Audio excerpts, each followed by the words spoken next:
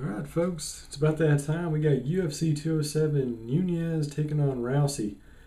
And this is a big one. I think, it may not be the best overall matchup, all things considered. But as far as long term implications for the sport of MMA, this is the biggest fight of the year. Because if Ronda Rousey goes in there and she loses and she gets dominated, and it's one of those matches where she gets beat so bad you start thinking about retirement, that is going to send huge shockwaves throughout the industry. And of course, if Rousey wins, well, automatically that kind of negates the Holly Holm loss. And, her stock rises not only a fighter, but also as an A-list celebrity. So, yeah, needless to say, a whole lot is riding on this one. And if you're the UFC brass, you are praying, hoping that the old school Ronda Rousey shows up. And if she doesn't, you are going to be losing a lot of money in 2017, that's for sure. All right, so here's the matchup. Now, Amanda Nunes, the thing that's really interesting about her is, and you saw the match against Miesha Tate, where she just pounded that girl mercilessly. I mean, that was like, going after Tina. I mean, it was just so one-sided. Even Miesha Tate should have been in the octagon. And, Nunes, I mean, she's got some losses. I mean, she's been beat up before, but she's gotten so good with the grounded pound. And she's such a versatile striker. I mean, if she gets in close and just jabbers you, I mean, she can take you down, and if you get taken down, she's going to maul you. They call her the Lioness for a reason. And, of course, Ronda, kind of a one-trick pony. It's simple. I'm going to punch you really hard. I'm going to take you down. I'm going to armbar you. You're going to submit, or you're going to cry. One or the other. And we saw that match against Holly Holm, where if you put someone who is a surgical striker, who has just as much force behind her punches as she does, bad things can happen.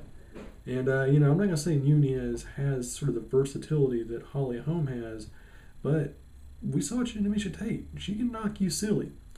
So with that in mind, it all comes down to the statistical breakdown of, the metrics here. So 1-inch height advantage for Nunes, a slight reach advantage for Nunes, leg reach big advantage for Nunes, strikes landed per minute favors Nunes, accuracy pretty much a dead even tilt between the two fighters.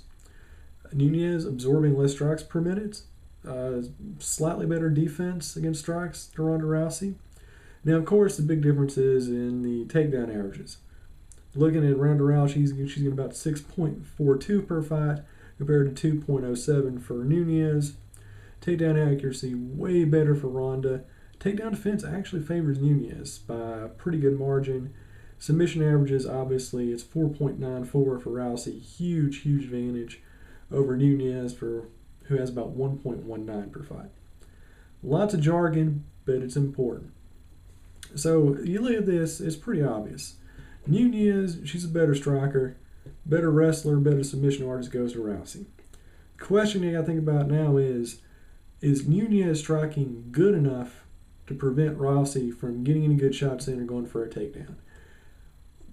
Long answer short, yes, I think she is, and I think she's going to win this fight. And here's the thing about Ronda Rousey. You've been seeing the stuff she's been doing where she's acting kind of iffy. And she doesn't want to weigh in public. She might even miss weight for this upcoming fight. I mean, I said that already. It's going to shock everybody, but I said it early, a couple of days in advance. That would not shock me whatsoever. Her mind is not in the fight game. Losing to Holly Holm did some damage to this girl's head. And the fact she's been out for more than a year hanging out with Travis Brown lets me know that things are not all right. I mean, she may need to, take a field trip, if you get my drift. But just looking at this, I mean, Rousey, she's still, a heck of a fighter, and she's got some power behind those punches. But Nunes is just so fast. She's just so quick. When she gets inside, like she did to Miesha Tate, she'll just carve you up. And I think Nunes goes in there, and I think she tags Ronda Rousey first. She tags her early. She tags her often, and she not only finishes her, she finishes Ronda Rousey standing on her feet first round. And after that, I'm going to predict Rousey retires. Like I said it first. Look at the timestamp, all this stuff. I predicted it. Go ahead. You should listen to me about everything. All right, for the rest of the card, looks pretty good. I mean, we got Dominic Cruz taking on Cody Garbrandt. Obviously, they had a Big John session where Dominic Cruz just laid into Cody. saying he got out of high school, thinks he's tough, and he beat all his teammates so he could buy a house with the money from it. So should be an interesting matchup. Obviously, Garbrandt undefeated. Cruz only has one loss in his record. Looking at the statistics here, dead even height, reach, big advantage for Cruz, leg reach, slight advantage for Garbrandt. Significant strike per minute favors Garbrandt. Accuracy, pretty much even, with a slight tilt towards Garbrandt. Strike absorbed per minute, slight favor towards Cruz. Defense goes towards Cruz. Grappling, big advantage for Cruz. Takedown accuracy, pretty sizable advantage for Cruz. Takedown defense goes towards Cruz. Submission average leans towards Cruz. So with all that in mind, shocker, I want to go with Cruz to win this one. I think he wins it by a 5-round unanimous decision. Should be a good one. I mean, Garbrandt, he's a tough dude. He might get some good shots in there. Hopefully this will be a really fast, action-packed little brawl. But got to go with Cruz to win this one. He's just that good. Probably the best overall fighter on the planet. Either him or Demetrius Johnson, if I had to go with one. TJ Dillashaw taking on John Lineker.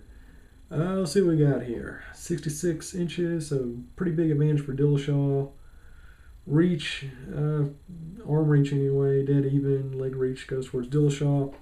Strikes landed per minute, both guys on about 5, so it's even. Accuracy for significant strikes, pretty much even. Strike absorbed per minute, slightly tilt towards Dillashaw. Defense, slight tilt towards Dillashaw. Takedown average goes towards Dillashaw. Takedown accuracy favors Lineker. Takedown defense goes towards TJ Dillashaw. Submissions favors TJ Dillashaw. I'm going to go with Dillashaw. I think he's going to win this one by unanimous decision. Not really being too exciting here. Dong Hyun Kim taking on Tariq Saffiedine. And here's the thing that's crazy about the UFC nowadays. There are 2 fighters in their roster named Dong Hyun Kim. So, not confusing about that whatsoever. So this is going to be is it a welterweight matchup? I think it's welterweight. Should be welterweight anyway. And looking at the data here, height advantage for Dong Hyun. Reach advantage, huge. A 6-each reach advantage for Kim. Leg reach dead even. Tariq is hitting more significant strikes per minute. More accuracy favors towards Kim. Strike absorbed per minute goes towards Kim. Defense, slight tilt towards Saffiedine. Takedown average favors Kim. Takedown accuracy favors Kim. Takedowns defended actually favors Tariq. Submission averages goes towards Kim. Yeah, I'm going to go with Tariq Saffiedine. I think it's going to be a pretty big upset here. I think Dong Hyun, he's a good fighter and all, but he also slips up a lot. And I think Tariq gets him pretty early with a nice little knockout blow. I think he finishes him early in the second, standing TKO. And our curtain jerker for the pay-per-view portion, because Cain Velasquez was not medically cleared to fight, he's going to take on Fabricio Verdum. So now we've got Ray Borg taking on Louis Smolka. Yeah, not really too excited about this one, to be honest with you. Height advantage for Louis, or Smolka, whatever you want to call him. Reach advantage also favors Louis. Leg reach advantage, Louis. Strikes landed per minute, huge differential, 4.86 for Louis. Is it Louis or Lewis? Because people get mad at me when I do the wrong pronunciation for these fighters' names. I'm just going to call him Smolka. It's easier that way. Huge advantage. Smolka's got 4.86 strikes landed per minute compared to 1.31 for Borg, so that's a big deal. Strikes absorbed per minute, though, Smolka is hitting 3.23, 1.89 for Borg. Defense, slight tilt towards Smolka. Takedown averages goes towards Borg. I'm reading way too much into this. You don't care about this mathematical stuff. All that to say, I'm going to go with Smolka. I think he wins by unanimous decision. So not a whole lot there. All right, and to make it very, very, very quick, I'm going to run down the prelim matchups. We got Johnny Hendricks taking on Neil Magny. Oh, yeah, Neil Magny's going to win this fight by knockout. Second round, I can smell it already. Antonio Carlos Jr. taking on Marvin Vettori. I'm not really familiar with either of these guys. Just going to take a quick cursory glance at their records. I think I'm going to go with this is a Carlos Jr. guy by split decision. Mike Powell taking on Alex Garcia. I'm going to go with Alex Garcia by second round TKO. Brandon Thatch taking on Nico Price. I'm going to go with Nico Price by first round stoppage. And for our fight pass fights, we got Tim Means taking on Alex Oliveira. I'm going to go with Oliveira third round TKO. So there you go. Those are my picks for what I think is going to be a historic show no matter what.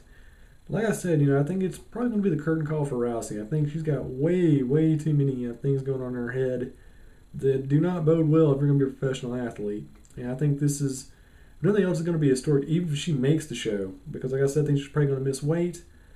But, yeah, I'll be there to check it out. Should be historic for absolutely nothing else. And a couple of the undercard fights, Cruz Garbrandt, Dillashaw Lineker, should be pretty entertaining. Even though not having Fabricio Verdum and Cain Velasquez really hurts this one. But like I said, you got Amanda Nunes, you got Ronda Rousey in the main event. No matter what happens, it's going to be something that's going to have reverberations for this sport for a long time to come.